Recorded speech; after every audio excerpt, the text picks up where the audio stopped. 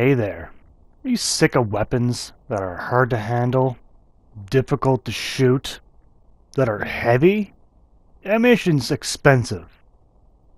Well, I've got a solution for you. Now this weapon is practically found everywhere. You don't even need to buy ammunition for it. It's fairly common. A lot of enemies wield it. And the fact is, it can take you from the midpoint of your game when you can find it to the end of your game. Which weapon do I speak of? Well, the answer is, if you have guessed the combat rifle, you'd be right. But you know a combat rifle is very difficult to lay neatly to get a nice shot of?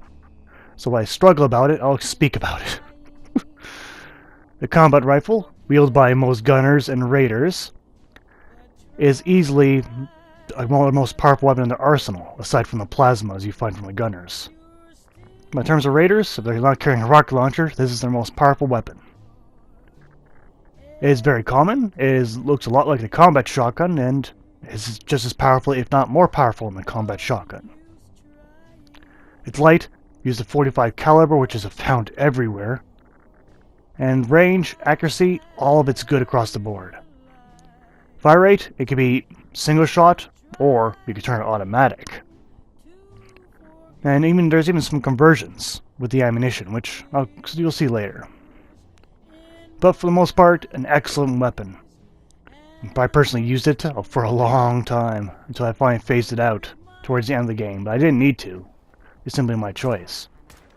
So, I don't really need to shoot this too much. It's one of the most stable weapons. From the hip, it's excellent accuracy. And there's almost no recoil, so the sights, just plain air sights, work just fine. So even out of the box, this weapon's already good to go. But let's go with some upgrades. And before we talk about numbers, I do have my rifleman perk all the way maxed out, so you'll see the full damage value of the weapon. Alright, so we'll go to our workbench, and now we got quite a few options to mod here. It gives us a nice large selection too. So for the barrel, now in terms, you'll find most of them with short barrels, but I bought mine with a long barrel. Now, instead of going for ported barrels, to be honest, I'll take a light barrel, because in terms of adding that extra bit of range and lower the recoil, I'm not going to need it, to be honest. This weapon's very stable. So I prefer to keep this part of the gun light. Now, for what I'm going to do with it, I'm going to need a recoil compensating stock, but I could put a marksman stock on it. If you want to make it into a sniper rifle, which you can, a semi-automatic sniper rifle, that's a good choice. But I'll go with a recoil compensating stock. Magazine size, well, you got two choices. Large or medium. And then a quick eject for both of them. So let's take the quick eject and large. You know, it adds a lot more weight, but that's all I prefer. Now for scope-wise, I'm going to add a medium scope. I'm not turning mine into a sniper rifle, despite saying that. And I'm going to change that real soon down the line here. Now, in terms of adding a muzzle brake or suppressor, it depends. Are you turning into an automatic rifle, or are you turning into a sniper rifle, battle rifle, etc.? That should be your defining choice between a suppressor and a muzzle brake. At this point, you can guess. I can go with a .308 conversion or a .38 for more ammunition, but I'm going to take an automatic receiver. Because, to be honest, I like a .308 gun, but I already have sniper rifles. And plus, I believe it's more powerful as automatic.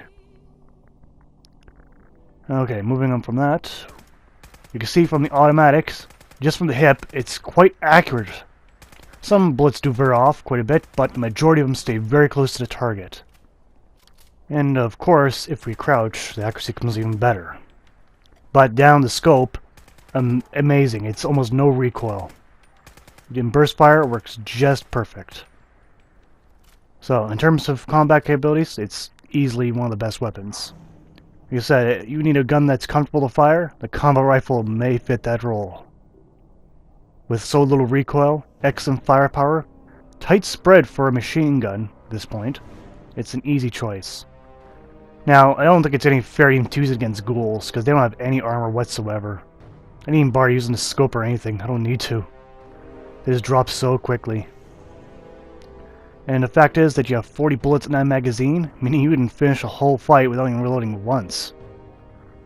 Exactly. 40 bullets. I only used 31 of them. Now, in terms of seeing enemies at more far distance, I can use the scope, which is extremely accurate. So the dynamic of the battle does change. This gun can easily fit that role, far or close. Maybe not super far, but at least far enough that you can use it from the hip. In terms of firepower, the gun won't let you down. Now, when on the way to fight some super mutants, I found some gunners. I figured they're good enough. They're like a step up from the raiders. And sure enough, they didn't stand much of a chance. Mind you, they do hurt me, because they do carry laser and plasma and such. But they didn't stand a chance. Now, when I actually got to my super mutants, this gun's powerful. If you didn't figure that out by now, it should be obvious when I'm fighting these guys. I haul Overlord. You get to kill the Overlord in one magazine. One magazine. Let's see. Oh, Warlord. And even one magazine, I nearly kill him, almost kill him. Let me remind you that I took a whole minigun to one of these guys and didn't kill it. Minigun. Oh, it took 300 shots from a minigun. Okay, for a bit of change of battle pace, I decided to fight against some synths, and I'm not really surprised, it tore right through them, tearing off their limbs before they even die. Synths are pretty easy due to how fragile they are, but they're very shifty. They'll take different distances from you. That's how they're set up, I believe. But in terms of weaponry, this weapon just destroys them. Now, I need something bigger to test against. So yes, again, the Deathclaw, since we all understand how powerful that thing is. Now, from a sneak attack I decided to try, I think I overdid it. I nearly killed it with its sneak attack there. Left me a bit unsatisfied how quickly I killed it, so I need to look for another Deathclaw, preferably a bigger one. And a few minutes later, that didn't take very long to find a bigger one, a matriarch. There'll be no sneak attacks this time. Immediately open up on it, and of course it wastes time screaming at me, and in that time it wastes, I've nearly killed it. By the time it even gets close to me, it's on the verge of death. So I don't think I need to showcase the firepower of this weapon anymore. It's clearly obvious at this point. Alright, some pros and cons. We'll start with some pros. We have excellent damage, very stable gun, recoil is non-existent, ammunition is very easy to come by, and very good scoped accuracy. Alright, and the con side is, in modding the weapon it became a little bit heavy. I have to stop the recording and actually think what else is a con for this weapon, but I think that's it.